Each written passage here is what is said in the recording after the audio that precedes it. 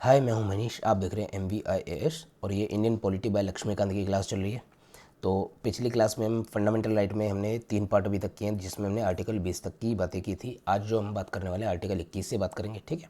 तो आर्टिकल 20 में मैं आपको हल्का सा रिकैप करा, तो हमने क्या पढ़ा था? Protection against conviction for the offences, वो हमने पढ़ा था। Right to protection against conviction of offences, ठीक है।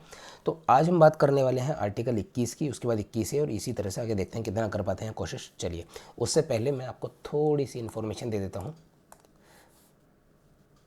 ये मेरा व्हाट्सएप चैनल का लिंक है, तो ये आपको डिस्क्रिप्शन बॉक्स में मिल जाएगा। कोशिश करूँगा कि कमेंट बॉक्स में भी आपको पिन किया हुआ मिल जाए। आप इस पर लिंक क्लिक करके मेरे व्हाट्सएप चैनल से जुड़ जाइए। बाकी जो वीडियो से रिलेटेड नोटिफिकेशंस है वो आपको वहाँ भी मिल जाएंगी। कुछ PDF वगैरह वो आपको देने होंगे, वहाँ भी मिल जाएंगे, ठीक है। चलिए, तो इसी के साथ शुरू करते हैं नेक्स्ट पार्ट, और कोशिश करूँगा जल्दी से जल्दी इसको ख़त्म किया जाए। चलिए, तो आज जो हम बात करने वाले हैं वो आर्टिकल 21 से हम बात करने वाले हैं। और आर्टिकल 21 की जब बात होगी, आर्टिकल 21, ठीक है। तो आर्टिकल 21 किसकी बात करता है? आर्टिकल 21 कहता है कि protection of life and liberty की बात करता है। आर्टिकल 21 में सबसे पहले बात होती है लाइफ एंड लिबर्टी, ठीक है जी। लाइफ एंड लिबर्टी की। और आर्टिकल 21 क्या कहता है? नो पर्सन शैल बी, है ना, deprived of life and liberty accept procedure established by law. ये आर्टिकल 21 कहता है। मतलब क्या कहने का कि किसी भी व्यक्ति, अब इसमें क्या है, सबसे पहले जो आर्टिकल 21 में बात हुई है पर्सन की, ठीक है। यानी सिटीजन हो या फॉरनर हो, कोई मतलब नहीं पड़ता, इसमें बात है पर्सन की, ठीक है जी। तो कोई भी व्यक्ति, वो उसकी जो लाइफ और लिबर्टी है ना, उसको डिप्राइव, छीना नहीं जाएगा, खत्म नहीं किया जाएगा, except procedure established by law. अभी शब्द को थोड़ा सा समझना बहुत जरूरी है कि प्रोसीजर एस्टेब्लिश्ड बाय लॉ क्या है। तो और ड्यू प्रोसेस ऑफ लॉ, इससे ही रिलेटेड एक और शब्द है ड्यू प्रोसेस ऑफ लॉ क्या है। तो इन दोनों को समझने के लिए इसमें 2 केस हैं, हम उन 2 केसेस को समझेंगे। एक है हमारा गोपालन केस, दूसरा हमारा मेनका केस, ठीक है। चलिए, तो 1 बाय 1 हम आगे चलते हैं। इसमें जो 2 शब्द आते हैं, प्रोसीजर एस्टेब्लिश्ड बाय लॉ और ड्यू प्रोसेस ऑफ लॉ, वो दोनों शब्द मैं आपको एक बार, दोनों ही मैं आपको एक बार समझा देता हूं, ठीक है। सबसे पहले मैं लिख देता हूं प्रोसीजर एस्टेब्लिश्ड, ठीक है, बाय लॉ, और दूसरा जो है वो है ड्यू प्रोसेस ऑफ लॉ, ठीक है। तो सबसे पहले हम बात करें तो जो प्रोसीजर एस्टेब्लिश्ड बाय लॉ है ये भारत में लगता है, ठीक है। और जो ड्यू प्रोसेस ऑफ लॉ है ये हमारा अमेरिकन कॉन्स्टिट्यूशन में, ठीक है, अमेरिकन कॉन्स्टिट्यूशन है, ठीक है। अब procedure established by law, due process of law है, इस दोनों में अंतर क्या है? तो उससे समझने के लिए हम सबसे पहले पीछे चलते हैं गोपालन केस की। जो गोपालन केस है वो है AK गोपालन केस है। उसमें against Madras high court, Madras state government, मेरे हिसाब से ये शायद हाई कोर्ट है, थोड़ा सा मेरे को इसमें देखना है ना। गोपालन जो है, गोपालन केस क्या है? 1950, ठीक है। गोपालन केस 1950 जो है, इसमें सुप्रीम कोर्ट का जब हमारा जज वर्डिक्ट आया तो सुप्रीम कोर्ट ने एक चीज़ गोपालन केस में कही कि जो ये आर्टिकल 21 है, जिसमें कि लाइफ एंड लिबर्टी की मतलब लाइफ एंड लिबर्टी के लिए आपको डिप्राइव नहीं किया जाएगा, वो सिर्फ और सिर्फ एग्जीक्यूटिव एक्शन है। 2 तरह के एक्शन है, एग्जीक्यूटिव, ठीक है, executive action and legislative action है। तो गोपालन केस में ये कहा गया कि जो एग्जीक्यूटिव एक्शन है ना, यानी जो गवर्नमेंट है, जो पहले से ही नियम बने हुए हैं, उसके अगेंस्ट जो भी नोटिफिकेशन के द्वारा या कोई भी लॉ के द्वारा जो पहले से ही बने हुए, जो भी एग्जीक्यूशन लिया जाएगा, उसके अगेंस्ट तो आपको आर्टिकल 21 बचाता है। लेकिन अगर जो पार्लियामेंट एक नया नियम लेकर आ जाए और उसके हिसाब से फिर आपके लाइफ और लिबर्टी को छीनने की कोशिश करे, तब उस केस में आपकी लाइफ और लिबर्टी को आर्टिकल 21 नहीं बचाता है, क्योंकि इसमें जो बात लिखी हुई प्रोसीजर एस्टेब्लिश्ड बाय लॉ, यानी एक नियम के द्वारा जो प्रोसीजर एस्टेब्लिश्ड हो गया, ठीक है। यहाँ पर क्या कहा जा रहा है? प्रोसीजर एस्टेब्लिश्ड बाय लॉ, यानी एक नियम के अंतर्गत जो प्रोसीजर एस्टेब्लिश्ड हो गया। कहने का मतलब क्या है कि पहले इस स्टेज में गए, फिर इस स्टेज में गए, फिर इस स्टेज में गए। जो प्रोसीजर से अगर हम एक नियम के अनुसार हम चल रहे हैं, तो चाहे फिर वो लो अनजस्ट हो, यानी गलत कानूनी हो, मतलब वो ह्यूमैनिटी के अगेंस्ट हो या ना हो, इससे कोई फर्क नहीं पड़ता। कोई लॉ अनजस्ट हो या फिर जस्ट हो, फेयर हो अनफेयर हो, रीजनेबल हो अनरीजनेबल हो, इन बात से कोई फर्क नहीं पड़ता अगर वो प्रोसीजर के अनुसार चल रहा है। तो ये जो इसमें जो जजमेंट दिया, जो रूलिंग दी, वो गोपालन केस 1950 में दी। और इसमें एक चीज़ अपने को क्या कही गई, नैरो माइंडेड बहुत ज़्यादा इसमें दिखाई गई, ठीक है। तो एग्जीक्यूटिव एक्शन से तो बचाएगा, लेकिन लेजिस्लेटिव एक्शन से, ठीक है, लेजिस्लेटिव एक्शन से नहीं बचाएगा, ठीक है। तो ये बात गोपालन केस में कही गई। उसके बाद ये मैंने आपको ये चीज अभी आपको बताई। उसके बाद दूसरा केस निकल कर आता है। दूसरा केस जो वो होता है मेनका केस, ठीक है, मेनका केस 1978 का। अब जब मेनका केस में 1978 का जब केस आया तो फिर से जब सुप्रीम कोर्ट के सामने सारी चीज़ें रखी गई तो इस बार सुप्रीम कोर्ट ने अपने ही जो रूलिंग को ना ओवर रूल्ड किया।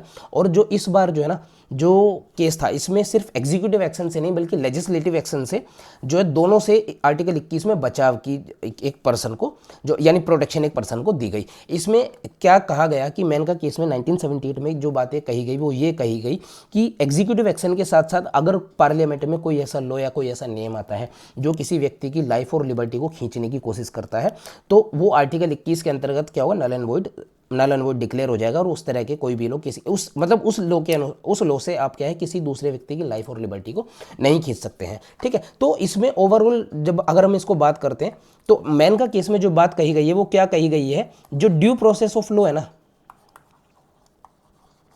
Due process of law, due process of law के अंतर्गत जो है वो जो लॉ है वो रीजनेबल होना चाहिए। ठीक है जी, रीजनेबल होना चाहिए यानी ह्यूमैनिटी बेस्ड होना चाहिए। ठीक है, जस्ट होना चाहिए एंड फेयर होना चाहिए। ऐसा नहीं है कि आपने जो लॉ में प्रोसीजर बना दिया सिर्फ वही प्रोसीजर के सही होने से पूरा लॉ ठीक हो गया। तो यहाँ पर दो जो मापदंड है वो तैयार हो गए। एक तो खुद लॉ वो फेयर है, जस्ट है और रीजनेबल है, ये होना बहुत ज़रूरी है। उसके बाद जो आप प्रोसीजर इस्टेब्लिश कर रहे हैं वो भी। ठीक है, तो मेनका केस में जो है ड्यू प्रोसेस ऑफ लॉ का यूज़ किया गया और इसके बाद वाले जितने भी केसेस हैं उन सभी में ड्यू प्रोसेस ऑफ लॉ का यूज़ किया है, जिसमें लॉ का रीजनेबल, जस्ट और फेयर होना ज़रूरी है। जबकि प्रोसीजर इस्टेब्लिश्ड में जो नैरो माइंडेडनेस का जब यूज़ किया गया था तो उसमें क्या था, सिर्फ एग्जीक्यूटिव एक्शन से बचाव था, लेजिस्लेटिव से कोई बचाव नहीं था। और मेनका केस में दोनों से बचाव है, यानी आप नया नियम लाकर भी किसी की लाइफ और लिबर्टी को नहीं छीन सकते हैं। ठीक है, उसके बाद क्या है, प्रोसीजर एस्टेब्लिश्ड बाय लॉ में चाहे लॉ जस्ट अनजस्ट हो, चाहे अनरीजनेबल हो, चाहे अनफेयर हो, लेकिन अगर एक प्रोसीजर से होकर चलते हैं तो उस केस में क्या है कि किसी की लाइफ और लिबर्टी को लिया यानी छीना जा सकता है। ठीक है, अब हम आगे चलते हैं। इसमें जब आगे एससी ने जो रूलिंग्स दी तो समय समय पर जो आगे फिर से इसके आगे जो भी, ये तो एक दो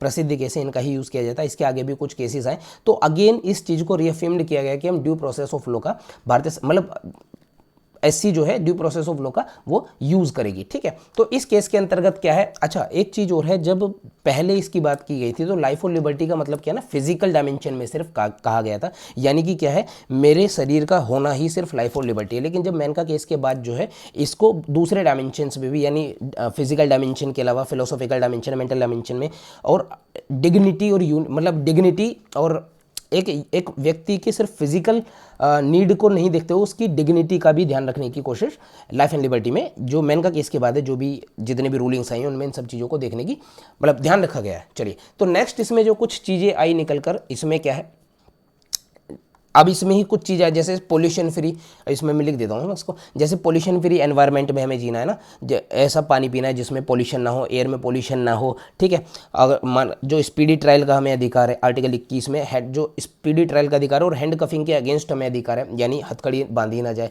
उसके अगेंस्ट हमें अधिकार है। वुमेन्स के अगेंस्ट डिसेंसी और डिग्निटी मतलब डिग्निटी का अधिकार है, प्रोटेक्शन का अधिकार है। उसके बाद क्या है, प्राइवेसी का अधिकार हमें इसमें मिलता है, हेल्थ का अधिकार हमें इसमें मिल जाता है ना, प्रोटेक्शन प्राइवेसी का अधिकार है, शेल्टर का अधिकार हमें किस में मिलता है, आर्टिकल 21 में हमें मिल जाता है। और इसी के साथ कई सारी चीज़ें हैं जो लक्ष्मीकांत में भी देखने को मिल जाएगी, यानी कोई भी ऐसी चीज़ जो सीधे हमारी लाइफ को प्रभाव करती हो। ठीक है, या तो हमारी लाइफ को या तो हमारी आज़ादी को प्रभाव करते हो, आर्टिकल 21 के अंतर्गत आ जाती है। ठीक है, अब अगले हम चलते हैं आर्टिकल, नेक्स्ट जो हमारा आर्टिकल है वो है हमारा आर्टिकल 21A। ठीक है, तो ये जो आर्टिकल है ना, जब हमारा संविधान लिखा गया तब ये आर्टिकल एग्जिस्ट नहीं करता था 21A। इस आर्टिकल को 86 कॉन्स्टिट्यूशनल अमेंडमेंट एक्ट 2002 में कॉन्स्टिट्यूशन में लाया गया। ठीक है, अब ये आर्टिकल 21A क्या कहता है, सबसे पहले मैं आर्टिकल 21A बता दूं क्या कहता है। आर्टिकल 21A जो है स्टेट को कहता है कि आपको 6 साल से 14 साल के बच्चों को फ्री, दो शब्दों पर ध्यान देना है ना, मैं 3-4 इसमें बुलेट पॉइंट वगैरह बना देता हूँ। सबसे पहले तो किसके लिए है, फ्री एंड कंपलसरी, यानी देनी ही देनी है ना, कंपलसरी एजुकेशन। ठीक है, किसको देनी है, 6 साल से 14 साल के बच्चों को, ठीक है। तो ये कुछ इसमें आर्टिकल 21A कहता है, ठीक है। नेक्स्ट हम चलते हैं, एजुकेशन कैसी देनी है, एलिमेंट्री, ठीक है। ऐसा नहीं है, 6 से 14 साल के बच्चों को एलिमेंट्री एजुकेशन का जो फ्री एंड कंपलसरी जो हमें अधिकार मिल जाता है, फंडामेंटल राइट है। इसके अंतर्गत हायर एजुकेशन नहीं आती है, जैसे इंजीनियरिंग के एजुकेशन है, मेडिसिन की एजुकेशन है, ठीक है। तो ये सारी एजुकेशन इसमें नहीं आती है। कौन सी एजुकेशन आती है, एलिमेंट्री, ठीक है। अब इसमें क्या है, आर्टिकल 21 से 86 ये कॉन्स्टिट्यूशनल अमेंडमेंट एक्ट में आया। तो जब ये अब इसमें आर्टिकल ये 86वां जो कॉन्स्टिट्यूशनल अमेंडमेंट एक्ट 2002 में था, तो इसके साथ साथ कुछ बदलाव और किए गए, जैसे आर्टिकल 21A आया, उसके अलावा क्या है, आर्टिकल 45A का जो मैटर था ना, वो बदल के रख दिया।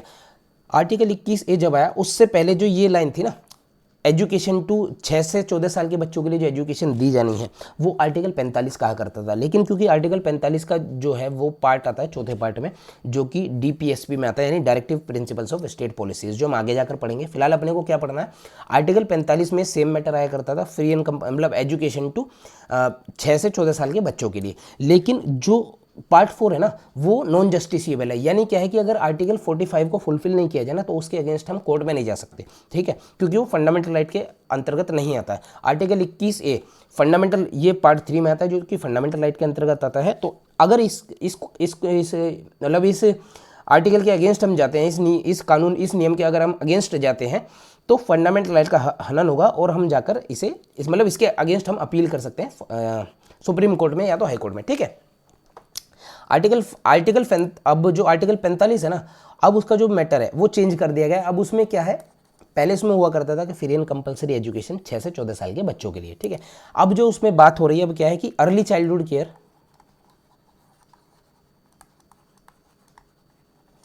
ठीक है, early childhood care plus education,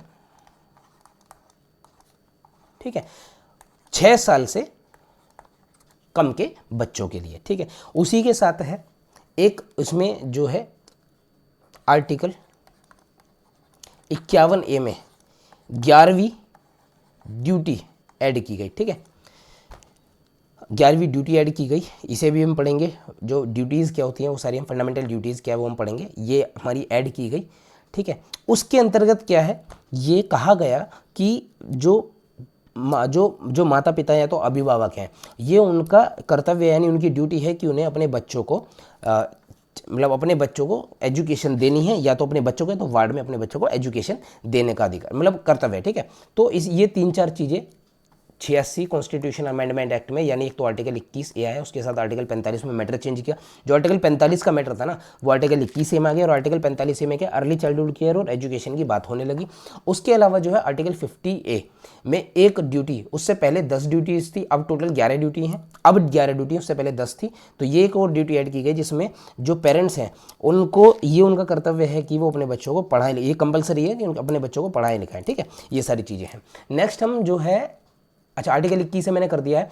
अगर हम बात करें ना आर्टिकल 21 से, कि भाई आर्टिकल 21A से पहले भी अगर हम बात करें कि क्या इस तरह की चीज़ एग्जिस्ट करती थी, तो मैंने आपको बताया तो आर्टिकल 45 है, ठीक है। उसके अलावा जो सुप्रीम कोर्ट है, उसने भी अपनी रूलिंग्स में सारी बातें कही हैं कि फ्री एंड कंपलसरी एजुकेशन बच्चों को देनी चाहिए, ठीक है। इससे रिलेटेड क्या, राइट टू एजुकेशन एक्ट भी 2009 में एक आया, ठीक है, उसका संबंध भी RTE यानी राइट टू एजुकेशन एक्ट जो है वो 2009, वो भी फ्री एंड कंपलसरी एजुकेशन की बात करता है, पार्लियामेंट एक्ट है ना, ठीक है ना, कंपलसरी एजुकेशन की बात करता है। और जो है ना, स्टैंडर्ड और नॉर्म्स को ध्यान में रखते हुए, यानी जो full time free and compulsory full time education, ठीक है जी, ठीक है। तो ये जो है हमारा एक्ट है। उसके अलावा अगर हम बात करें आर्टिकल 21A से पहले क्या इस तरह की बातें हुआ करती थी, तो जो आर्टिकल ये 21A है, मैंने आपको अभी जो बताया वो आर्टिकल 21 बता दिया, ठीक है, आर्टिकल 21 है, ठीक है। तो आर्टिकल 21 में, यानी आर्टिकल 21 से जब आया, आर्टिकल 21 में भी राइट टू एजुकेशन, ठीक है जी,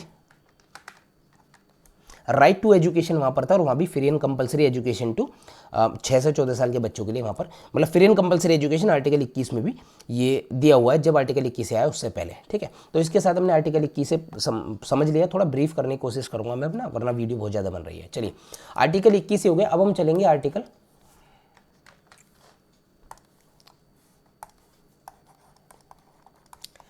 22। ठीक है जी, तो आर्टिकल 22 किसकी बात करता है? आर्टिकल जो 22 है वो कहता है protection against arrest and detention. ठीक है, किसकी बात करता है? प्रोटेक्शन अगेंस्ट, ठीक है, शॉर्ट में लिख रहा हूं मैं, अरेस्ट एंड डिटेंशन। ठीक है जी, तो सबसे पहले इसमें दो शब्दों का यूज हो रहा है कि arrest and detention, protection against arrest and detention है। और जो आर्टिकल 22 है ना, ये पर्सन के लिए, ठीक है, किसके लिए? पर्सन के लिए, लेकिन एनिमी एलियन के लिए नहीं है। एनिमी एलियन कौन है भारत के लिए? ठीक है, एनिमी एलियन के लिए नहीं है। ठीक है, इसमें कौन है? पाकिस्तान बांग्लादेश के लोग हो गए। ठीक है, तो जो कि भारत सरकार ने पहले से ही इसमें डाले हुए एनिमी एलियन कौन कौन है। आगे चलते हैं। अब इसमें अपने को एक चीज़ समझनी है कि अरेस्ट एंड डिटेंशन अपने को आर्टिकल 22 में समझना है, इसके लिए नहीं है। ठीक है, तो अरेस्ट एंड डिटेंशन समझने से पहले अपने को दो चीज़ें समझनी है। जो डिटेंशन है वो दो तरह के होते हैं। डिटेंशन का मतलब होता है किसी चीज़ को मतलब अपने कब्जे में रख लेना, जैसे जेल में रखा जाता है या नज़रबंद कर दिया जाता है। ठीक है, हाउस अरेस्ट हो गया, कई बार रहता है अरेस्ट एंड डिटेंशन। ठीक, तो इसमें दो तरह की चीज़ें अपने को समझनी है। अगर मैं यहाँ पर लाइन खींच दूँ, एक होता है प्यूनिटिव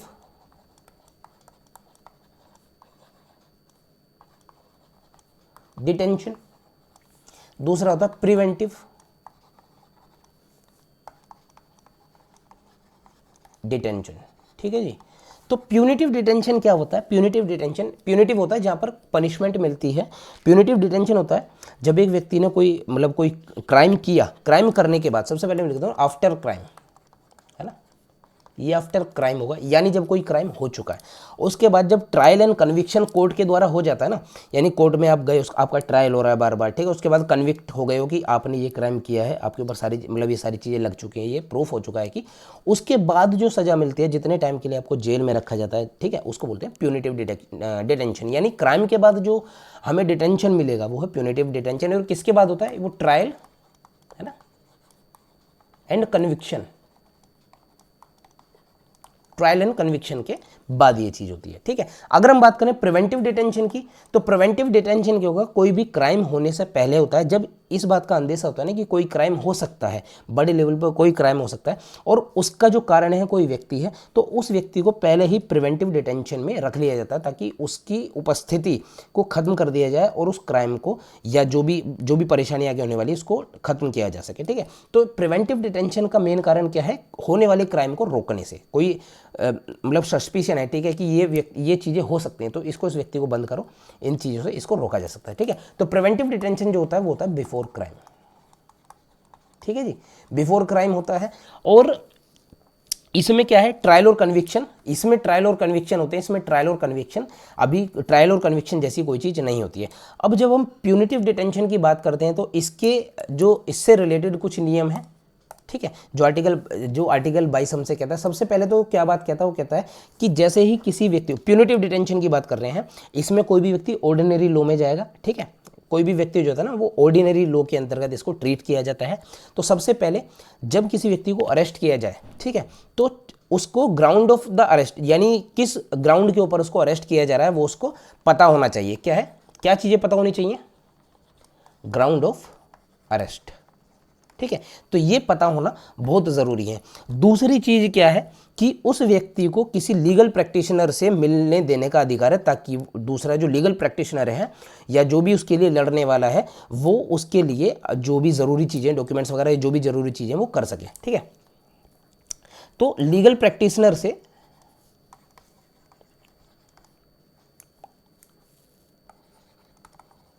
ठीक है, लीगल प्रैक्टिशनर से मिलने देने का अधिकार देना है। ठीक है, दूसरा क्या है कि 24 घंटे के अंदर जिस व्यक्ति को अरेस्ट किया गया है उसे 24 घंटे के अंदर डिस्ट्रिक्ट मजिस्ट्रेट के आगे प्रस्तुत करना होता है। आगे की कार्रवाई की उसको आगे अरेस्ट में रखना है या नहीं रखना है वो डिस्ट्रिक्ट मजिस्ट्रेट तय करेंगे, ठीक है। अगर वो नहीं तय करते तो उस व्यक्ति को छोड़ देना है, और अगर वो व्यक्ति मतलब अगर डिस्ट्रिक्ट मजिस्ट्रेट कहते हैं कि आगे इसको अरेस्ट में या डिटेंशन में रखना है तो फिर उसको आगे रखा जाएगा, ठीक है। लेकिन इस 24 घंटे में जो जर्नी का टाइम है ना वो इंक्लूड नहीं होगा, यानी वो एक्सक्लूजन होता है जर्नी का टाइम में, ठीक है। मानकर चलो कोई व्यक्ति है वो दिल्ली से अरेस्ट किया गया, उसे मुंबई लेकर जाना है, तो वहाँ से वहाँ तक लाने में जो टाइम लगने वाला है वो उस 24 घंटे के अंतर्गत नहीं आएगा, ठीक है। नेक्स्ट हम आते हैं प्रिवेंटिव डिटेंशन में। तो इससे जो रिलेटेड नियम है वो नियम क्या कहते हैं, जो भी व्यक्ति प्रिवेंटिव डिटेंशन में है ना वो 3 महीने से ज़्यादा, प्रिवेंटिव डिटेंशन में 3 महीने से ज़्यादा, ठीक है, प्रिवेंटिव डिटेंशन में वो नहीं रहेगा, यानी जो मैक्सिमम टाइम है वो 3 महीने है प्रिवेंटिव डिटेंशन का आमतौर पर, ठीक है। उसके बाद एक हमारी जो है एडवाइजरी बोर्ड बनेगा, एडवाइजरी बोर्ड बनेगा। और ये जो एडवाइजरी बोर्ड होता है ना ये हाई कोर्ट के जज होते हैं। एडवाइजरी बोर्ड फिर इंक्वायरी करेगा और उस इंक्वायरी के बाद ये पता मतलब उस इंक्वायरी के बाद ये निष्कर्ष निकाला जाएगा कि 3 महीने से ज़्यादा इस व्यक्ति को डिटेंशन में रखना है या नहीं रखना है, ठीक है। तो ये 2 चीज़ें हो गई। तीसरी जो इसमें चीज़ है 3 मंथ है, एडवाइजरी बोर्ड है, ठीक है। चलिए हाँ ये 2 चीज़ें, हाँ उसको जो ग्राउंड्स ऑफ जो डिटेंशन है ना, जो उसको ग्राउंड है यानी किस बेसिस पर, जो ग्राउंड्स है किस बेसिस पर उस व्यक्ति को डिटेंशन में रखा गया है वो उसको बताए जाएंगे। लेकिन अगर ग्राउंड्स ऐसे हैं जो पब्लिक ऑर्डर से रिलेटेड है, वो इस तरह की चीज़ें जो पब्लिक इंटरेस्ट में ग्राउंड है, तो उस केस में उसको ग्राउंड वगैरह नहीं बताने हैं, ठीक है। ये 3-4 चीज़ें हैं इसमें। उसके बाद क्या है, आर्टिकल 22 पार्लियामेंट को भी अधिकार देता है। जो आर्टिकल 22 है, ठीक है, तो आर्टिकल 22 जो है वो पार्लियामेंट को भी कुछ पावर देता है, पार्लियामेंट को भी कुछ पावर देता है। सबसे पहले क्या पावर देता है कि कुछ सर्कमस्टांसेस यानी कुछ परिस्थितियां और कुछ केसेस ऐसे हैं जिसमें बिना एडवाइजरी बोर्ड के ओपिनियन के किसी व्यक्ति को 3 महीने से ज़्यादा प्रिवेंटिव डिटेंशन में रखा जा सकता है, ठीक है। यह क्या है, पहली चीज़ क्या है कि कुछ परिस्थितियां यानी कुछ सर्कमस्टांसेस और कुछ केसेस ऐसे हैं जिनमें बिना एडवाइजरी बोर्ड के ओपिनियन के भी किसी व्यक्ति को 3 महीने से ज़्यादा प्रिवेंटिव डिटेंशन में रखा जा सकता है। दूसरा जो इसमें पॉइंट पड़ता है, जो पार्लियामेंट को अधिकार है वो क्या है, मैक्सिमम कितने टाइम तक किसी व्यक्ति को प्रिवेंटिव डिटेंशन में रखा जा सकता है वो अधिकार भी पार्लियामेंट के पास में, ठीक है। तीसरा जो पार्लियामेंट के पास में जो पावर मिली हुई है आर्टिकल 22 से वो क्या है, 3 चीज़ें मैंने आपको बताई। सबसे पहले तो कि एडवाइजरी बोर्ड को हम क्या कर सकते हैं, बाईपास कर सकते हैं कुछ केसेस और परिस्थितियों में, और कितने टाइम तक रखना, मैक्सिमम पीरियड क्या है वो भी पार्लियामेंट के अधिकार में है। और तीसरी जो बात कहती है वो ये बात कहती है कि जो एडवाइजरी बोर्ड है ना वो अपने इन्वेस्टिगेशन के टाइम पे, तो एडवाइजरी बोर्ड है, मानकर चलो 3 महीने किसी व्यक्ति को प्रिवेंटिव डिटेंशन में हो गए, अब एक एडवाइजरी बोर्ड बना है, अब उनको वो ग्राउंड्स वगैरह चेक करने हैं कि जो ग्राउंड्स है रखे गए हैं ठीक रखे गए, और जो परिस्थितियां बन रही थी क्या वो परिस्थितियां अभी हैं या नहीं है, अभी भी इसको प्रिवेंटिव डिटेंशन में रखना ठीक होगा या नहीं होगा। तो उस केस में जो उसका प्रोसीजर है ना, जो इन्वेस्टिगेट कर रही है एडवाइजरी बोर्ड, उसका जो प्रोसीजर है उस प्रोसीजर को तय करने का अधिकार पार्लियामेंट के हाथ में, ठीक है। तो ये सारे अधिकार आर्टिकल 22 ने किसको दिए, पार्लियामेंट को दिए हैं। 3 अधिकार मैंने आपको बताया। सबसे पहले 3 महीने से ज़्यादा भी हम किसी व्यक्ति को प्रिवेंटिव डिटेंशन में रख सकते हैं बिना एडवाइजरी बोर्ड के ओपिनियन के, अगर कुछ केसेस और सर्कमस्टांसेस ऐसे बनते हैं तो। दूसरा क्या बनता है कि मैक्सिमम टाइम कितने के, मतलब मैक्सिमम टाइम क्या होगा, जितने टाइम के लिए उसको प्रिवेंटिव डिटेंशन में रखा जाएगा वो भी पार्लियामेंट तय करेगा।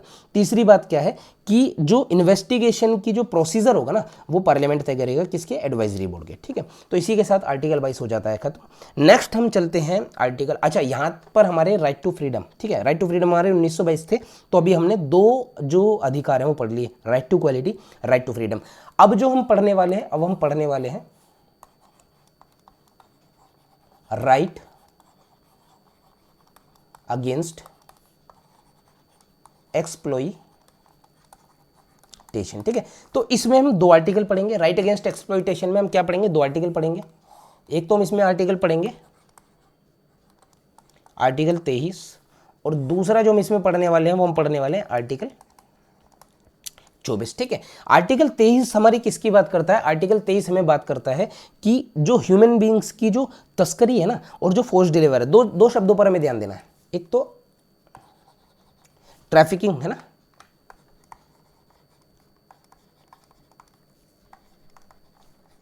ट्रैफिकिंग इन ह्यूमन बींग्स है ना, यानी मानव तस्करी जिसे हम बोलते हैं, ह्यूमन बींग्स। और दूसरी जो हमें बात करनी है वो बात करनी फोर्स्ड लेबर की, ठीक है जी,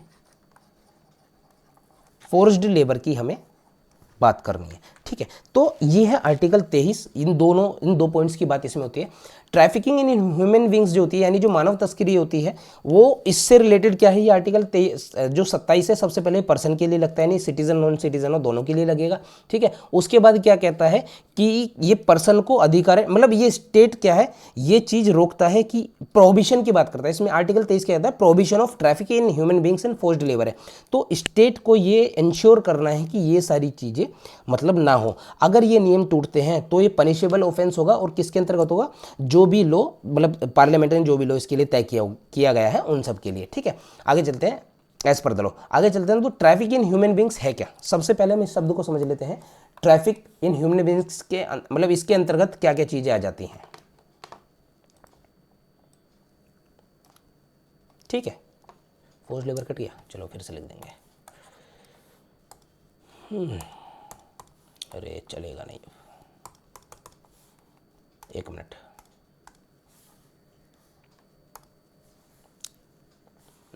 ठीक है, ठीक है। तो ट्रैफिक इन ह्यूमन बींग्स में जो क्या क्या कंडीशंस आती हैं वो कंडीशंस सबसे पहले हम समझ लेते हैं। एक तो क्या है कि सेलिंग है ना, सेलिंग एंड बाइंग, यानी खरीदना बेचना किसका, मैन का, वुमेन का, चिल्ड्रन का, ठीक है। सेलिंग एंड बाइंग, ठीक है, मैन, वुमेन एंड चिल्ड्रन, ठीक है। इन सब की खरीद फरोख्त जो है वो बंद है। जो स्लेवरी है वो तो फोर्स्ड लेबर में भी आ जाएगी, इसमें ह्यूमन बींग्स में आ जाता है, ठीक है। दूसरा क्या है, कमर्शियल पर्पस के या फिर, ठीक है, प्रोस्टिट्यूशन में आ जाता है ह्यूमन बींग्स, मतलब ट्रैफिकिंग या प्रोस्टिट्यूशन के लिए की जाती है तो वो भी आ जाता है, ठीक है। उसके अलावा क्या है, एक और है हमारा स्लेवरी के लिए अगर हम करते हैं, देवदासी जो स्लेवरी, ये सारी चीज़ें भी इसके अंदर आ जाती हैं, या दूसरी जो चीज़ें उसमें हमें देखने को मिलती हैं वो भी सारी चीज़ें इसमें आ जाती हैं। दूसरा क्या है, फोर्स्ड लेबर की बात होती है। फोर्स्ड लेबर क्या है, ठीक है। अच्छा, ट्रैफिक इन ह्यूमन बींग से रिलेटेड कुछ हमारे एक्ट भी आए हुए हैं, वो मैं आपको लिख देता हूँ, ठीक है। तो इससे रिलेटेड जो एक्ट हमारा आया हुआ है वो आया हुआ है इमोरल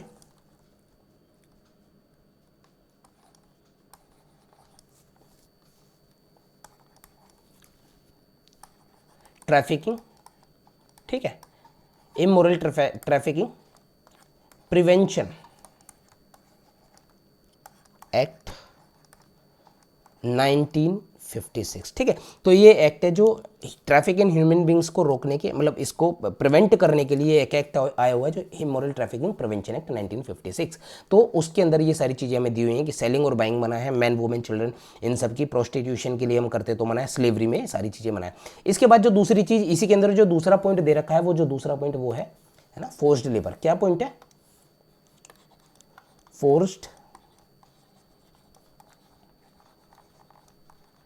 फोर्स्ड लेबर, ठीक है। तो इसके अंतर्गत क्या क्या आ जाता है, तो बेगार आ जाता है, बेगार ही फोर्स्ड लेबर को बोलते हैं। फोर्स्ड लेबर में बेगार मतलब क्या होता है, किसी व्यक्ति की विल के अगेंस्ट उससे जबरन कोई काम कराना और उसे रेमरेशन यानी मेहनताना या तो कम देना या तो ना देना, हम बोलते हैं फोर्स्ड लेबर है, ठीक है। इसके अंतर्गत कई सारी चीज़ें आ जाती हैं।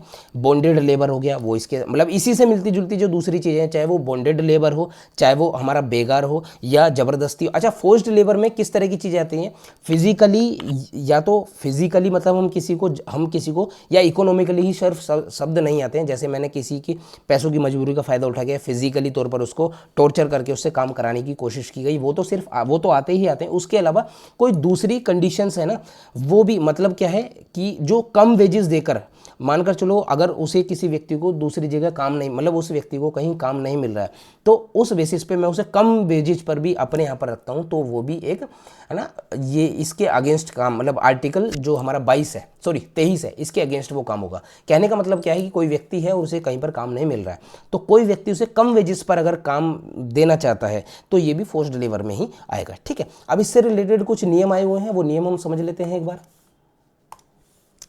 जो इससे रिलेटेड क्या है, इसमें इससे रिलेटेड जो नियम है वो क्या है, कॉन्ट्रैक्ट लेबर है ना, कॉन्ट्रैक्ट लेबर एक्ट 1970, ठीक है। बॉन्डेड लेबर एक्ट है, ठीक है। बॉन्डेड लेबर एक्ट एबोलिशन है, उसके बॉन्डेड लेबर एबोलिशन एक्ट है 1976 है। उसके अलावा क्या है, और भी दो चार एक और ऐड है, वो मेरे को भी नाम याद नहीं आ रहा है, बुक में देखने को मिल जाएगा, ठीक है। तो नेक्स्ट हम अगले आर्टिकल पर हम चलते हैं, वो आर्टिकल हमारा आर्टिकल 24। आर्टिकल 24 किसकी बात करता है, आर्टिकल 24 बात करता है कि जो बच्चे हैं ना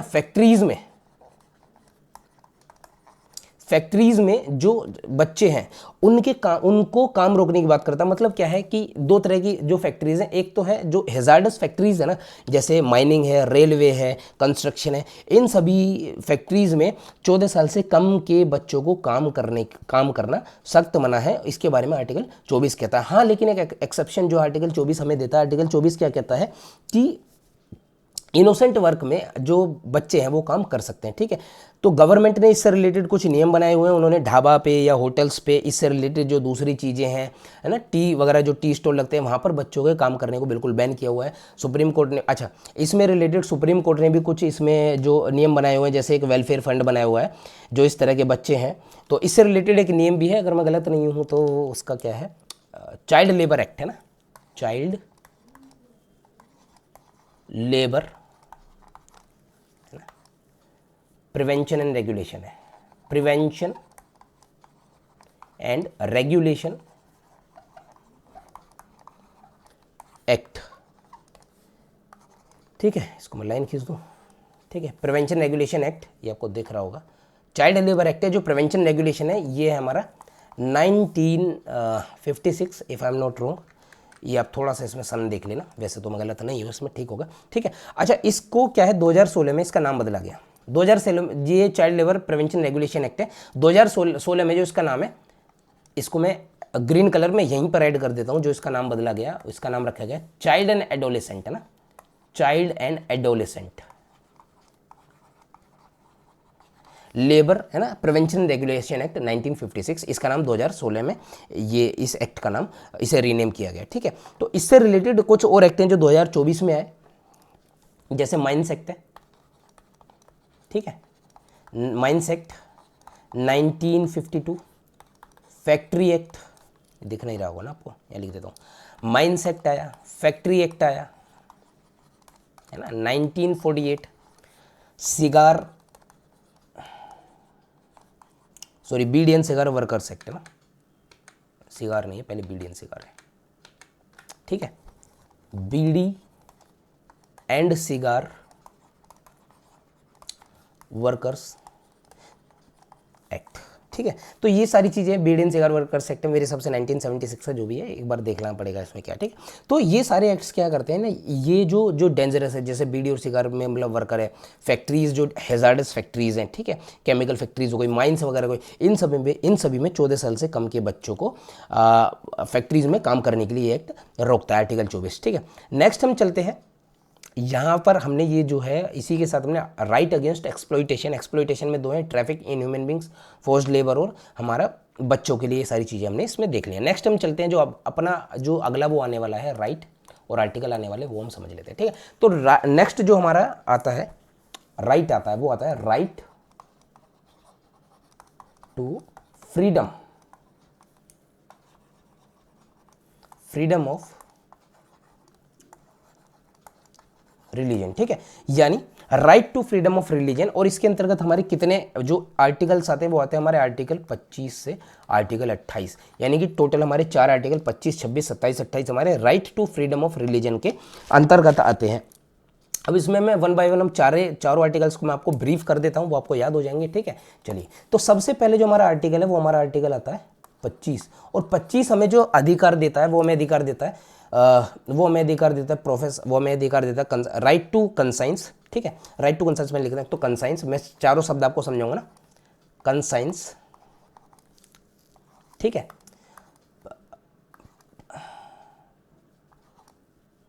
प्रोफेस, प्रैक्टिस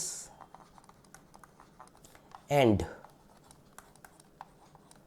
प्रोपेगेट। ठीक है जी।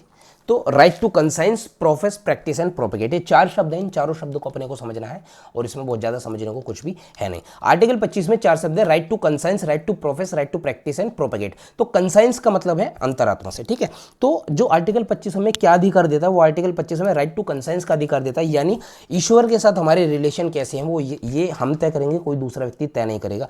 मतलब क्या है, किसी मौलवी की, किसी पादरी, किसी पुजारी की कोई आवश्यकता नहीं है। आपको ईश्वर से अगर बात, मतलब अपनी जो बिलीफ रखनी है, जो भी ईश्वर के बारे में आपकी श्रद्धा है, जो भी आपको रिलेशन रखना है, इनर रिलेशन रखना है, वो सीधे तौर पर आप रख सकते हैं। अगर कोई दूसरा व्यक्ति बीच में आता तो भी उसमें कोई मनाही नहीं है। ऐसे कि आप किसी साधु के पास जा रहे हैं, आप उससे कहते हैं कि मेरे को तपस्या सीखनी है, ये सारी चीज़ें मुझे सीखनी, तो उसमें भी कोई मनाही नहीं है, लेकिन आप सीधे तौर पर भी जा सकते हैं। ये अधिकार आपको पूरा मिल जाता है। दूसरा है राइट टू प्रोफेस। तो राइट टू प्रोफेस जो राइट टू प्रोफेस है वो ये कहता है कि मुझे पूरा अधिकार है कि मैं ओपनली डिक्लेयर करूं मैं किस तरह के बिलीफ को या किस तरह के सिद्धांत को मैं मानता हूं और मैं किस रिलीजन में अपनी आस्था रखता हूं। राइट टू प्रोफेस का अधिकार मिलता है। ठीक है, फिर आता है right to practice. Right to practice में क्या हमें रिचुअल्स हैं, वर्शिप्स हैं, किस तरीके से मुझे वर्शिप करनी है, किस तरीके से मुझे अपने रिचुअल्स करने हैं या दूसरे कस्टम्स वगैरह मुझे किस तरीके से फॉलो करने हैं, इस चीज़ का मुझे पूरा अधिकार है।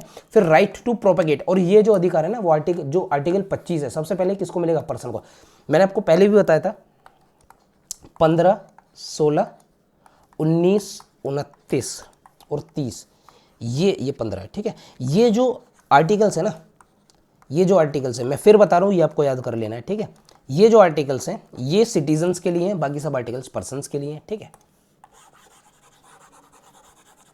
तो आर्टिकल 25 हमें क्या प्रोपेगेट करने की बात कर रहा है, यानी मैं क्या सोचता हूं, मेरे क्या बिलीफ है, मैं किस बिलीफ में आस्था रखता हूं, वो मैं दूसरे व्यक्ति को बता सकता हूं, राइट टू प्रोपेगेट में। लेकिन एक बात अपने को ध्यान रखनी है, जब मैं अपने बिलीफ दूसरे व्यक्ति को बताता हूं तो इसमें राइट टू कन्वर्ट का अधिकार नहीं है। जैसे मानकर चला मैंने कहा कि भाई मुझे ये सारी चीज़ें मिल रही हैं, आप भी मेरे जैसे हो जाओ तो आपको भी ये सारे बेनिफिट्स मिलने वाले हैं। आप सिर्फ इतना बता सकते हो कि मेरा ईश्वर में इस तरह का विश्वास है और मुझे उससे ये फायदा होने को मिलता है, इसे बोलते हैं प्रोपेगेशन है। लेकिन जब आप सामने वाले व्यक्ति को बोलते हैं कि आप भी मेरे जैसे हो जाओ तो आपको ये बेनिफिट मिलेंगे, और कुछ हिडन बेनिफिट्स भी आप देने की कोशिश करते हो, इस तरह की चीज़ें जो मणिपुर में अभी जो क्या बोलते हैं, कुछ टाइम पहले जो हिंसा वगैरह हुई थी ना, उसका कहीं ना कहीं इन सब चीज़ों से भी कुछ इनडायरेक्ट ताल्लुक हमें देखने को मिलता है। ठीक है, तो आगे हम चलते हैं। Conscience, profess, practice and propagate जो है ये राइट जो हमें आर्टिकल 25 देता है। आर्टिकल 25 क्या बात कर रहा है, सीधे तौर पर एक इंडिविजुअल को अधिकार दे रहा है कि वो रिलीजन में किस तरह की प्रैक्टिसेस, मतलब कंसाइंस या प्रोपेगेशन किस तरीके से वो व्यक्ति करता है। ठीक है, राइट टू, ये हमारी सी जगह आर्टिकल 25 में। नेक्स्ट जो हमारा आर्टिकल आता है, रंग बदल के करता हूं, आर्टिकल 26। तो आर्टिकल 26 कहता है right to manage religious affairs. ठीक है, तो right to manage religious affairs में कहता है आर्टिकल 26 क्या कहता है, सबसे पहले किसको पावर देता है, अ सेक्शन ऑफ सिटीजन को कहता है, एनी सेक्शन ऑफ सिटीजन। तो आर्टिकल 26 क्या है, right to manage religious affairs में कहता है एनी सेक्शन ऑफ सिटीजन, किसी भी एनी सेक्शन ऑफ सिटीजन क्या है, किसी भी रिलीजियस डिनोमिनेशन होता है कोई संपथ है ना, रिलीजियस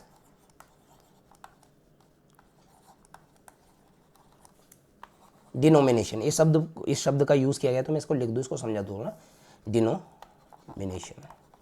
तो रिलीजियस डिनोमिनेशन क्या है, डिनोमिनेशन को हिंदी में बोलते हैं पंथ या फिर संप्रदाय। ठीक है, तो कोई भी रिलीजियस जो डिनोमिनेशन है वो अपनी कोई भी शाखा है ना भारत की किसी भी टेरिटरी में खोल सकता है, उस है ना कोई भी इसमें। अच्छा, एक चीज और शब्द का जो इसमें यूज किया गया है, एनी सेक्शन ऑफ सिटीजन है ना, एनी सेक्शन, जो इसके अंदर एनी सेक्शन ऑफ, इस आर्टिकल के अंतर्गत जिस शब्द का यूज किया, एनी सेक्शन ऑफ है ना सिटीजन्स है।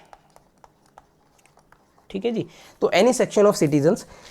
अब सबसे पहले शब्द को समझो, एनी सेक्शन ऑफ सिटीजन्स, ये वो लोग हैं जो एक तरह के बिलीफ पर विश्वास रखते हैं, यानी वो इन सब का बिलीफ ईश्वर के ऊपर एक ही तरफ है। जैसे अगर मैं सेक्शन ऑफ सिटीजन्स की बात करूं, हिंदू में कई सारे सेक्शन ऑफ सिटीजन है ना, आनंद मार्ग है, उसके बाद हमारा रामकृष्ण मिशन है और भी दूसरी कई सारी चीज़ें हैं। ठीक है, तो एनी सेक्शन ऑफ सिटीजन जिनका बिलीफ सिस्टम एक है, जिनका डॉक्ट्रिन लगभग सिमिलर और समान है। ठीक है, ये एनी सेक्शन ऑफ सिटीजन है, या फिर कोई रिलीजियस डिनोमिनेशन है, ये अपने इसकी जो ब्रांच या शाखा है इसको पूरे भारत में कहीं भी खोल सकते हैं। ठीक है, अब रिलीजियस डिनोमिनेशन पर इस शब्द की अगर मैं बात करूं तो इस पर अब सुप्रीम कोर्ट ने कुछ मतलब चीज़ें बताई हैं, जजमेंट अपने दिए हुए हैं कि रिलीजियस डिनोमिनेशन क्या हो। रिलीजियस डिनोमिनेशन जो है सुप्रीम कोर्ट ने इस पर अपनी व्याख्या दी है। ठीक है, तो सुप्रीम कोर्ट ने क्या बोला है, रिलीजियस डिनोमिनेशन वो चीज़ है सबसे पहले क्या है जो एक तरह की मतलब जो डॉक्ट्रीन पर मानता हो और जिसका मेन काम क्या है कि आपकी स्पिरिचुअल वेलबींग को बढ़ाना है ना। यानी क्या है कि एक डॉक्ट्रीन में मानता हो, ठीक है, क्या है कलेक्शन ऑफ इंडिविजुअल हो, ठीक है, कलेक्शन ऑफ इंडिविजुअल्स, ठीक है,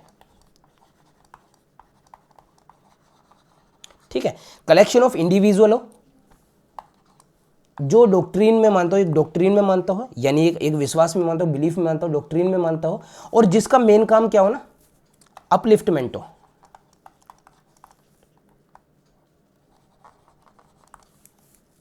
अपलिफ्टमेंट ऑफ मतलब स्पिरिचुअल जर्नी, या फिर कह लो स्पिरिचुअल वेलबींग का अपलिफ्टमेंट हो ना।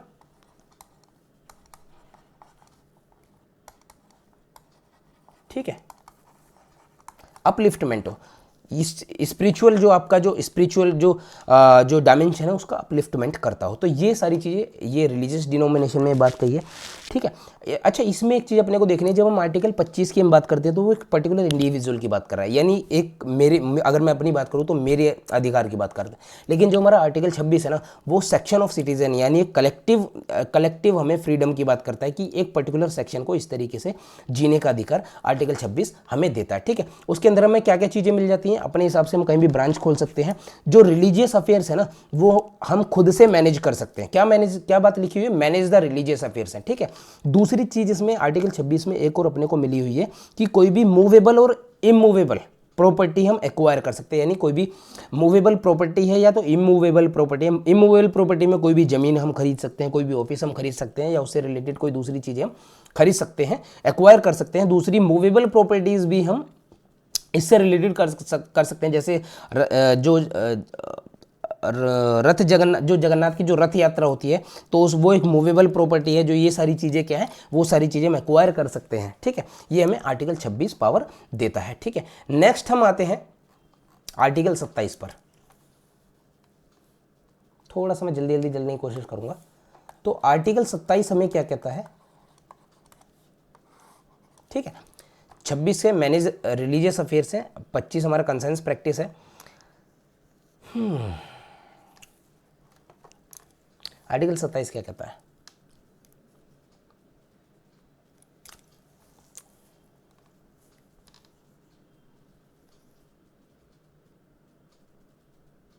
हाँ ठीक है, टैक्स से रिलेटेड है।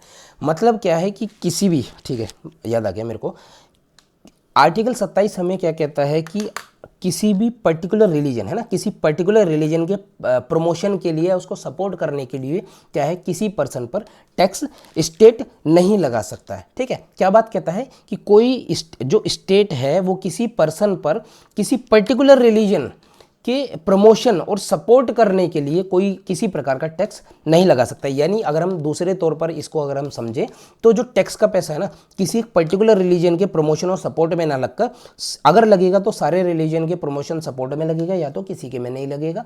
ठीक है, लेकिन किसी पर्टिकुलर रिलीजन को प्रमोट या सपोर्ट नहीं किया जाएगा, आर्टिकल 27 हमें कहता है। ठीक, अच्छा इसमें एक और चीज़ है, आर्टिकल 26 रिलीजियस अफेयर्स को मैनेज करने का तो अधिकार दे रहा है, लेकिन कुछ एक्सेप्शंस भी आर्टिकल 26 में आ जाते हैं। जैसे अगर हम बात करें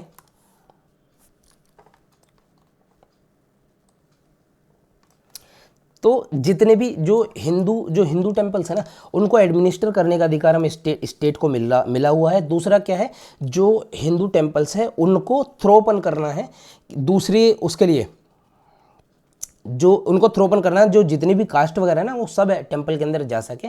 ठीक है, और उसमें किसी तरह का मतलब वो डिस्क्रिमिनेशन नहीं देखना है। दूसरी एक और जो एक्सेप्शन, जो एक और बात इसमें जो सिख देखने को मिलती है, जो कृपाण है ना वो सिखों का मतलब उसी के अंतर्गत का एक वो इंक्लूसिव पार्ट है, यानी वो उनका फंडामेंटल राइट है कि वो उसके अंतर्गत कृपाण भी रख सकते हैं। तो अगर एक क्वेश्चन बनता है ना कृपाण रखने का जो अधिकार है वो आर्टिकल 26 से मिल जाता है। और जो हिंदू शब्द है ना इस आर्टिकल के अनुसार जो हिंदू शब्द है उसमें जैन और सिख भी है ना, जैन सिख और बौद्ध। ठीक है, ये लोग भी इसके अंतर्गत आ जाते हैं। नेक्स्ट हम करते हैं आर्टिकल 27। तो आर्टिकल 27 में मैंने आपको बताया कि किसी भी व्यक्ति पर स्टेट कोई टैक्स नहीं लगाएगा किसी पर्टिकुलर रिलीजन को क्या करने के लिए, प्रमोट या तो सपोर्ट करने के लिए, ठीक है। अब इसमें क्या है, लेकिन किसी पर्टिकुलर रिलीजन को इससे रिलेटेड सेक्युलर वर्क यानी एडमिनिस्ट्रेशन के लिए या तो फिर रेगुलेशन के लिए, है ना, किसी पर्टिकुलर रिलीजन के सेक्युलर वर्क में, ऐसा नहीं है कि आप उस रिलीजन को प्रमोट कर रहे हैं, आप कोई सर्विस जो आप कोई स्पेशल सर्विस प्रोवाइड कर रहे हैं जो किसी रिलीजन से रिलेटेड है, लेकिन वो उसमें भी सेक्युलर वर्क हो रहा है, तो उसमें आप एक फी ले सकते हैं। अब इसमें दो शब्द आ जाते हैं, टैक्स, है ना, वर्सेस फी। ये अपने को दो शब्द पता होने चाहिए, क्योंकि आर्टिकल 27 कहता है कि हम किसी व्यक्ति पर टैक्स नहीं लगा सकते, ठीक है, और आर्टिकल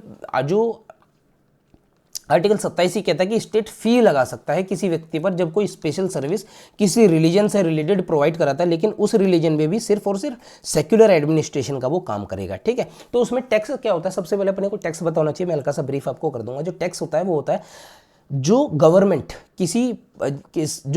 सिटीजन से जो पैसा कलेक्ट करती है उसे सर्विस प्रोवाइड कराने के लिए, जैसे उसे रोड देनी है। अच्छा, डायरेक्ट बेनिफिट इसमें कुछ नहीं मिलते, टैक्स में हमें कोई डायरेक्ट बेनिफिट नहीं मिलता, लेकिन क्यों, जैसे कि मैंने टैक्स दिया तो ऐसा नहीं कि कल को मेरे ही रोड के नीचे, मतलब मेरे ही घर के सामने आके वो सड़क बनानी शुरू कर देंगे। आएगी, एक दिन आएगी जब उनको ठीक लगेगा, ठीक है। तो डायरेक्ट बेनिफिट टैक्स में नहीं मिलता है। वो सर्विस क्या है, जनरल सर्विसेज प्रोवाइड कराते हैं, रेलवे प्रोवाइड कराना है, उसके अलावा सड़क प्रोवाइड कराना है, ठीक है, चबूतरे वगैरह बनवाना है, ये सारी चीज़ें, नाली वगैरह बनवाना, सीवर वगैरह बनवाना, ये सारी टैक्स से काम होती है। जबकि जो फ़ी है ना, वो किसी स्पेशल पर्पज़ को फुलफिल करने के लिए की जाती है। जैसे फ़ी में क्या है, एक तो सिक्योरिटी पर्पस, दूसरा जो हमारा एडमिनिस्ट्रेशन पर्पस के लिए स्पेशल सर्विस। जैसे अगर हम बात करें तो जितने भी हिंदू टेंपल है ना, जैसे कटरा है या बहुत जो हमारा वैष्णो देवी है, उसके बाद अमरनाथ है, तो अमरनाथ में तो सिक्योरिटी पर्पस से रिलेटेड वहाँ पर आर्मी वगैरह रखी जाती है, तो वहाँ पर फिर फ़ी उसी हिसाब से, वहाँ पर जो है एडमिनिस्ट्रेशन उसी हिसाब से काम करता है और फ़ी उसी हिसाब से ली जाती है। उसी तरह से, क्योंकि जम्मू कश्मीर और अमरनाथ दोनों के दोनों जम्मू कश्मीर से, मतलब उस एरिया से क्या करते हैं, ऊपर वाले एरिया से ये सब मतलब क्या करते हैं, जुड़े हुए रिलेटेड हैं, तो वहाँ पर सिक्योरिटी कंसर्न्स बहुत ज़्यादा हैं, टेररिस्ट एक्टिविटी के कारण, तो वहाँ पर ये जो फ़ी है उस टाइम उनसे ली जाती है, ठीक है। तो इसी के साथ हमने आर्टिकल 17 भी समझ लिया है ब्रीफ में, ठीक है। नेक्स्ट हम आते हैं आर्टिकल 28 पे। आर्टिकल 28 क्या कहता है, आर्टिकल 28 हमें क्या कहता है कि कोई भी एजुकेशनल इंस्टीट्यूशन, समझना में, कोई भी कैसा है, एनी एजुकेशनल इंस्टीट्यूशन जो कि फंडेड है, ठीक है, या तो फिर एडमिनिस्ट्रेड है, फंडेड एंड और एडमिनिस्ट्रेड, है ना, बाय स्टेट, है ना। मतलब क्या है कि कोई भी ऐसा एजुकेशनल इंस्टीट्यूशन जहां पर पैसा या तो एडमिनिस्ट्रेशन स्टेट का लगा हुआ है, वहां पर कोई भी रिलीजियस इंस्ट्रक्शंस, है ना, क्या है, एनी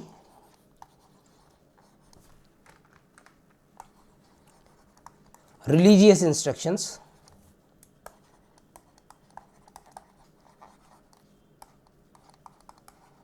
नहीं दिए जाएंगे, ठीक है।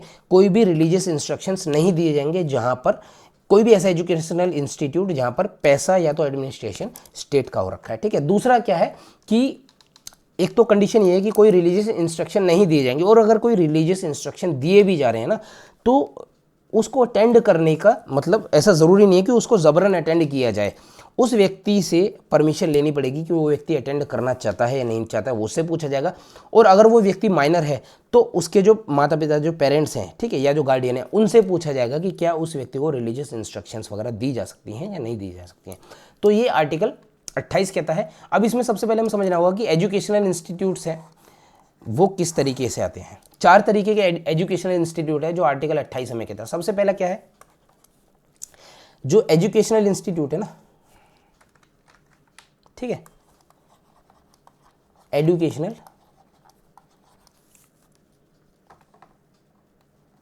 ठीक है। अच्छा, इसमें जो मैंने अभी आपको बताया आर्टिकल 26 मैनेज रिलीजियस अफेयर्स में, मैंने आपको बताया ना रिलीजियस डिनोमिनेशन अपनी ब्रांच खोल सकते हैं, तो उसको जो सही शब्द है जो और एग्जैक्ट है सही, तो वो भी एग्जैक्ट क्या है कि रिलीजियस इंस्टीट्यूशंस अपने खोल सकते हैं। ठीक है, जैसे हिंदू के केस में मंदिर हो गए, वहाँ पर हमारी मस्जिद हो गई, और दूसरे में गिरजाघर हो गए, कहीं भी खोलने का अधिकार मिल जाता है। ठीक है, नेक्स्ट हम कहाँ किस पर बात कर रहे हैं, 28 की हम बात कर रहे हैं। तो एजुकेशनल इंस्टीट्यूशंस जो हैं, इंस्टीट्यूशंस वो 4 तरीके के होते हैं। ठीक है, सबसे पहला क्या है, ये फंड और फंडेड, एडेड और अनएडेड के बेसिस पे। एक तो है फंडेड या फिर एडेड कह लो ना, एडेड बाय स्टेट, ठीक है, फुली एडेड है, होली फंडेड कह लो, फुली एडेड कह लो। ठीक है, दूसरा क्या है, दूसरा एडमिनिस्टर्ड है। कैसा है, एडमिनिस्टर्ड बाय स्टेट। तीसरा है रिकॉग्नाइज्ड, है ना, सिर्फ रिकॉग्निशन मिला हुआ, सारे एडमिनिस्ट्रेशन और दूसरे सारे काम, पैसा कहीं और से आ रहा है, ट्रस्ट से पैसा आ रहा है या कहीं और से भी पैसा आ रहा है, लेकिन स्टेट पैसा नहीं दे रही है, ना ही वो एडमिनिस्ट्रेशन कर रही है। ठीक है, सिर्फ रिकॉग्निशन है, उनका अपना एडमिनिस्ट्रेशन एक प्रशासन अपना है, स्टाफ वगैरह एडमिनिस्ट्रेटिव स्टाफ अपना है, सब कुछ देखने का। रिकॉग्निशन है, रिकॉग्नाइज्ड है ना, रिकॉग्नाइज्ड बाय स्टेट है।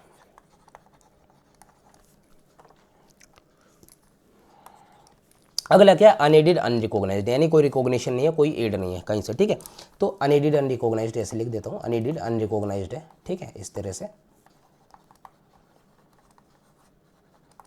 ठीक है, तो ये जो शुरू के दो है ना, जिसमें एड और एडमिनिस्ट्रेशन हो रहा है, वहाँ पर तो रिलीजियस जो हमारे इंस्ट्रक्शंस है ना वो नहीं दे सकते, लेकिन रिकॉग्नाइज्ड या तो फिर अनएडेड। जस्ट ए मिनट, गलत हो गया थोड़ा, फंस गई ये भी।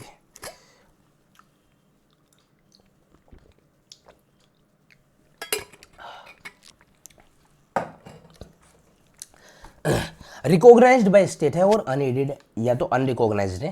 ठीक है, मतलब अनएडेड और अनएडमिनिस्टर्ड है। चलो वही ठीक था, वो भी ठीक है।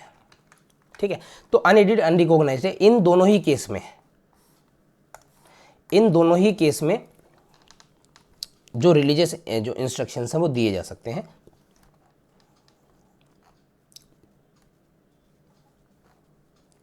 तो इसी के साथ हमने क्या है, right to freedom of religion, यानी आर्टिकल, ये जो हमें ब्रीफ में मैंने आपको सारा समझा दिया है, कौन सा आर्टिकल किससे रिलेटेड है, कौन सा आर्टिकल किससे रिलेटेड नहीं है। ठीक है, नेक्स्ट हम चलते हैं अगले जो हम आर्टिकल पर आते हैं। एक चीज़ आपको समझना कि इस लेक्चर को लेने के बाद आप एक बार लक्ष्मीकांत भी ज़रूर पढ़ना। ऐसा नहीं है कि देखो बहुत सारे लोग कहते हैं कि यहाँ से पढ़ रहे हो फिर आपको कहीं से पढ़ने की आवश्यकता नहीं है, ये बिल्कुल भी सच नहीं होता। आपको किताब हमेशा पढ़ने की आवश्यकता होती है, चाहे आप कहीं से देखो चाहे नहीं देखो।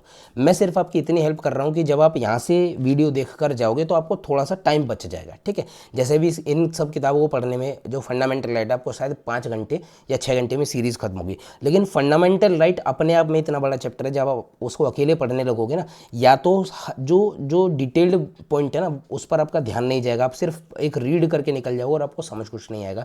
जो ज़रूरी पॉइंट है जिन पर जो ध्यान देना है वो शायद ना जाए। ठीक है, या तो फिर आपको टाइम बहुत ज़्यादा लगने वाला है, अपने पास टाइम नहीं है ज़्यादा। ठीक है, तो मैं सिर्फ आपका टाइम कम करने की कोशिश कर रहा हूँ। चलिए नेक्स्ट हम आते हैं, अगला जो हमें राइट पड़ता है वो आता है आर्टिकल 29 और 30, और उसके अंतर्गत जो आते हैं, एक मिनट,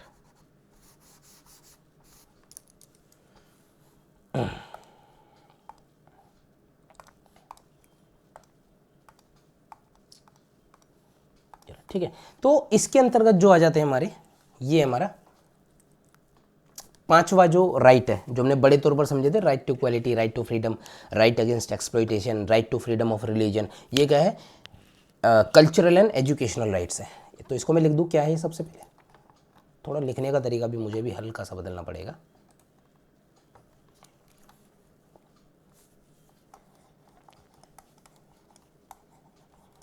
कल्चरल एंड एडुकेशनल है ना राइट्स। सबसे पहले अपने को समझने क्या है कि है किसके लिए ना,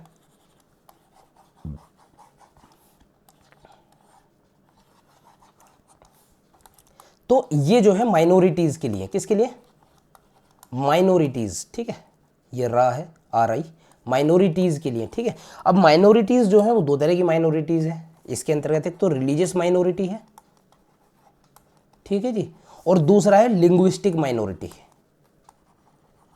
यानी भाषा के आधार पर, ठीक है। अच्छा, माइनॉरिटीज की जो माइनॉरिटी उसकी डेफिनेशन कॉन्स्टिट्यूशन में नहीं है, ये एक्ट ऑफ पार्लियामेंट से डिफाइंड है, ठीक है।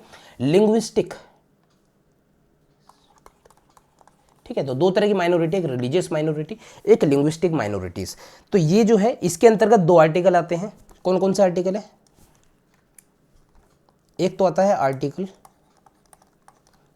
29 और जो दूसरा आर्टिकल इसके अंतर्गत आता है वो आता है आर्टिकल 30, ठीक है। तो ये दो चीज़ें मैंने आपको बताई। सबसे पहले माइनॉरिटीज़ के लिए है, एक रिलीजियस, दो तरह की माइनॉरिटीज़ है, रिलीजियस माइनॉरिटी और लिंग्विस्टिक माइनॉरिटी। दूसरा क्या है इसके अंदर, आर्टिकल 29 आता है और आर्टिकल 30 आता है, ठीक है। अब हम वन बाय वन आर्टिकल 29 और आर्टिकल 30 को समझ लेते हैं कि आर्टिकल 29 और आर्टिकल 30 कहते क्या है, ठीक है।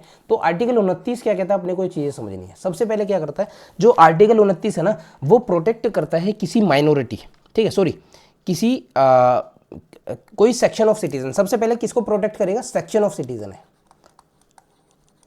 एनी सेक्शन ऑफ सिटीजन, ठीक है, एनी सेक्शन ऑफ सिटीजन, कोई सेक्शन ऑफ सिटीजन है, ठीक है, सिटीजन है।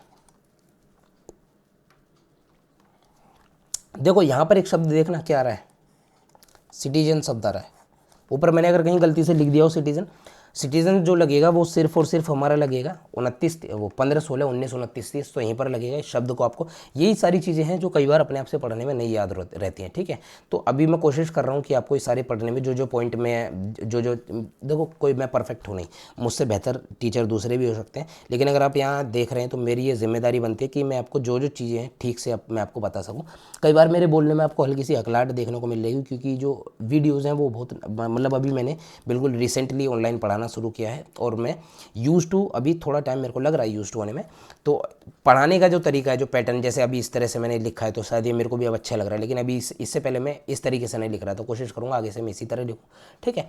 तो इस तरीके से जो भी लिखने का तरीका है, बोलने का तरीका है, क्या बताना है क्या नहीं बताना, किस तरह बताना है, ये सारी चीज़ें धीरे धीरे अपने आप इवॉल्व करेंगी, ठीक है। तो हम क्या समझ रहे हैं, एनी सेक्शन ऑफ सिटीजन से आर्टिकल 29 में, और ये क्या करता है, सबसे पहले हम समझ लेते हैं कि कोई भी सेक्शन ऑफ सिटीजन है वो भारत के किसी भी कोने में, यानी इंडियन टेरिटरी के अंदर जो है, क्या क्या हो सकता है, उसकी अपनी स्पेसिफिक लैंग्वेज हो सकती है, अपना स्पेसिफिक कल्चर हो सकता है, क्या हो सकता है, स्पेसिफिक, ठीक है जी। ये स्पेसिफिक आउन करता है, क्या आउन कर सकता है, आउन, एनी सेक्शन ऑफ सिटीजन, आउन है ना, सेक्शन है ना, आउन से आएगा, ठीक है। स्पेसिफिक लैंग्वेज ले सकता है, यानी उसकी अपनी खास लैंग्वेज हो सकती है, अपनी खास उसका कल्चर हो सकता है, ठीक है, उसकी खास कोई स्क्रिप्ट हो सकती है, ठीक है, ठीक है। इन तीनों चीजों को कंजर्व करने का अधिकार, कंजर्व करने का अधिकार जो है, इन तीनों चीजों को वो आर्टिकल जो 29 है वो देता है। अब इसमें एक चीज अपने को समझनी है, जो सेक्शन ऑफ सिटीजन है ना, यहां पर मैं जो बात कर रहा हूं सेक्शन ऑफ सिटीजन की, यानी इस, ये नहीं चल रहा है, ठीक है, ये वाला, अरे यार ये फिर बंद हो गया, ठीक है, चल जा भाई, एक मिनट।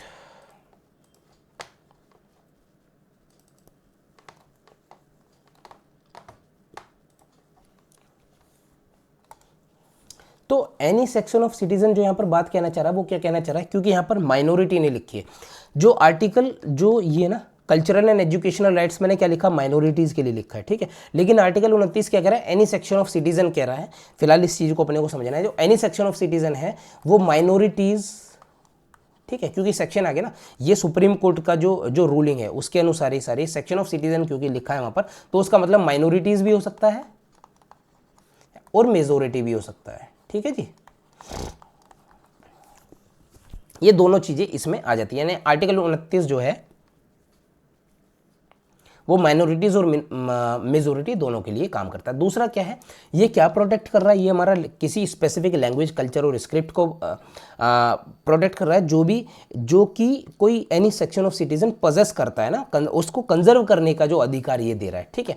दूसरा यही जो हमारा जो आर्टिकल है, ये क्या कहता है कि किसी भी व्यक्ति को, यानी कोई भी पर्सन ऐसा है, अब यहाँ पर इंडिविजुअल की बात आ गई, कि उसे इस बात पर किसी भी एजुकेशनल इंस्टीट्यूशन में एडमिशन से नहीं रोका जा सकता कि उसकी मतलब डिस्क्रिमिनेशन नहीं किया जा सकता कि उसका रिलीजन क्या है, उसकी कास्ट क्या है, उसका सेक्स क्या है, या फिर उसकी लैंग्वेज क्या है। किस बेसिस पर उसको डिस्क्रिमिनेट नहीं कर सकते हैं? रिलीजन, है ना। अब ये जो बात है ना, रिलीजन, कास्ट, सेक्स, है ना, एंड लैंग्वेज, ये 4 इसमें ग्राउंड्स दिए हैं जिसके बेसिस पर आप डिस्क्रिमिनेट नहीं कर सकते। जब कोई व्यक्ति किसी एजुकेशनल इंस्टीट्यूट में एडमिशन लेने के लिए, पढ़ने के लिए जाता है, एजुकेशनल इंस्टीट्यूट की बात हो रही है, किसी पर्सन की बात हो रही है, तो ये जो इसी का जो दूसरा पार्ट है वो इंडिविजुअलिटी की बात कर रहा है, और इसी का जो ऊपर वाला पार्ट है वो अ सेक्शन ऑफ सिटीजन की, यानी किसी मतलब एक कलेक्टिव उसकी बात कर रहा है, ठीक है। तो ये सारी चीजें आर्टिकल 29 में मैंने आपको बताई। नेक्स्ट हम आते हैं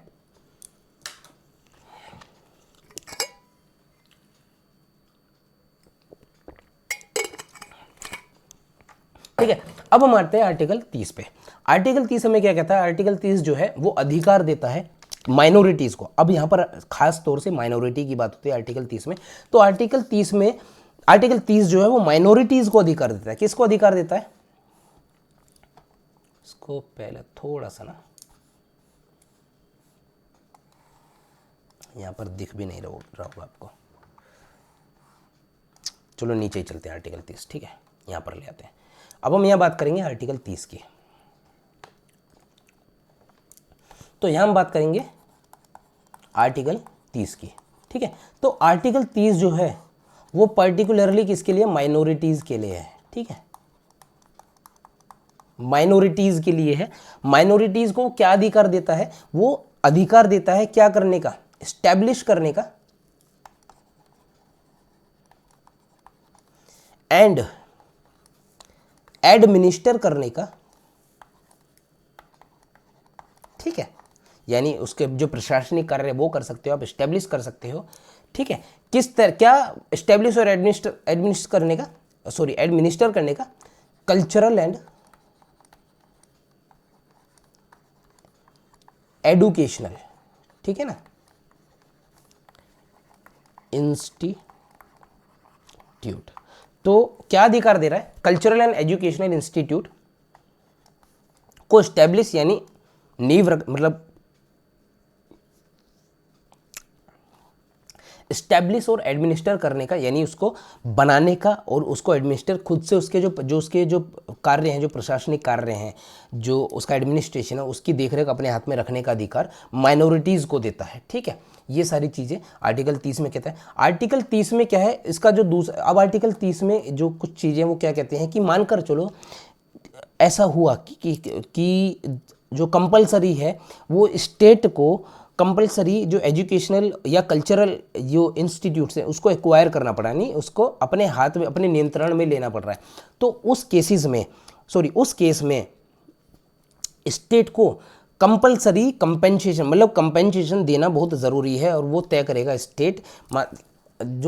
कहने का मतलब क्या है कि जब भी कोई कल्चरल और एजुकेशनल इंस्टीट्यूट पर जो अधिकार स्टेट अपना जमाएगा तो उसको बराबरी का पैसा उतना उसको देना पड़ेगा, और उसके बाद भी जो माइनॉरिटी है उसको रोका नहीं जाएगा कि वो फिर से अपना कल्चरल और एजुकेशनल इंस्टीट्यूट कहीं और पर बना ले जाके, ठीक है। यानी वो ज़मीन तुम्हारे हाथ में आई है, वो जो उसको कल्चरल एजुकेशनल इंस्टीट्यूट बनाने का अधिकार है वो खत्म नहीं हुआ है। मानकर चलो हो सकता है उस ज़मीन में माइनिंग्स वगैरह उनको करनी हो, वहाँ पर जो रिसोर्सेज है ना, जो नेचुरल रिसोर्सेज है वो मिल गए, तो उस केस में जब आप उसको खरीदोगे, वहाँ पर कोई ट्राइब से माइनॉरिटीज़ वो रह रही है, तो उसको आपको उसका पैसा देना पड़ेगा जो भी आपने उसे एक्वायर की है।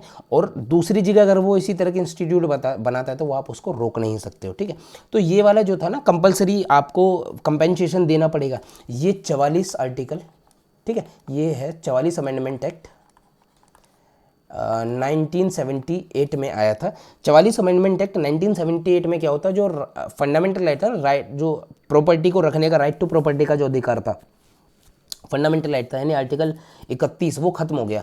तो माइनॉरिटीज़ के राइट्स को बचाए रखने के लिए ये जो इसमें बोलते हैं नया प्रावधान इसमें ऐड किया गया, प्रोविज़न इसमें ऐड किया गया कि अगर आप जो कल्चरल एजुकेशनल इंस्टीट्यूट को एक्वायर करते हो तो आपको कंपलसरी कंपेंसेशन देना पड़ेगा, स्टेट को देना पड़ेगा, ठीक है। ये सारी चीज़ें हैं। तो इसी के साथ मैंने इसमें आर्टिकल 30 भी आपको समझा दिया है। और कल्चरल एजुकेशनल इंस्टीट्यूट है ये, अच्छा हाँ ठीक है, ये सारी चीज़ें आर्टिकल 30 में माइनॉरिटीज़ के लिए सारी चीज़ें मैंने आपको समझा दी, ठीक है। तो नेक्स्ट जो है अब इसमें आर्टिकल 31 तो रिपील हो चुका है। आज जो अगला आता है राइट टू रेमेडीज़ आता है, और वो मेन है फंडामेंटल राइट में, जिसमें कि अपनी रेट्स वगैरह आती हैं।